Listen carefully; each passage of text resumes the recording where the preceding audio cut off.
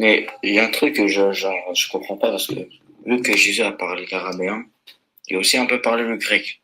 Mais pourquoi que l'ancienne Bible n'est pas en araméen mais en grec? Mhm. Est-ce que les apôtres n'ont pas parlé l'araméen ou est-ce Ouais. que c'est les païens qui n'ont pas compris le langage? Non. La raison, c'est premièrement, est-ce que tu sais comment on sait que Jésus a parlé araméen?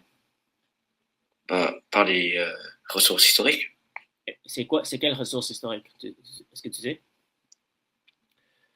par, par les apôtres, je sais pas moi, C'est la par les Bible, en disciples. fait. C'est la Bible. OK? Alors, même dans l'Ancien Testament, il y a des textes dans le livre de Daniel, par exemple, qui sont écrits en araméen. Et aussi dans le Nouveau Testament, dans les évangiles, Jésus est cité en araméen. Alors, il y a de l'araméen dans la Bible. C'est comme ça qu'on sait que Jésus parlait araméen, mais on sait aussi qu'il parlait hébreu et il parlait grec. Maintenant, pourquoi la majorité du Nouveau Testament est écrit en grec? C'est parce que le grec, c'était la langue universelle du temps. C'était comme l'anglais du temps, tu vois. Et le but, c'était d'évangéliser le monde entier. Alors, c'est sûr que si on va évangéliser le monde, on va utiliser le langage qui est plus universel. Et c'est pour ça qu'on a utilisé le grec, parce que c'était l'Empire romain, c'était grec. Et c'est ça.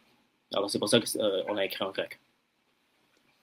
Il n'y a pas eu de... La première Bible, c'était pas en araméen. Ça t'a ajouté après le grec. Non, ça n'existe pas un livre qui était tout en araméen. Ça n'existe pas.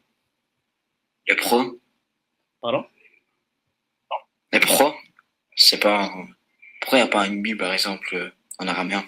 Parce que l'Ancien Testament, ça a été écrit en hébreu. Ok, c'était les Israélites qui ont écrit l'Ancien Testament. Et le Nouveau Testament, je viens de t'expliquer, on était dans une culture grecque de l'Empire romain et c'était le langage universel du temps. Alors, on a écrit les livres en grec pour évangéliser le monde entier.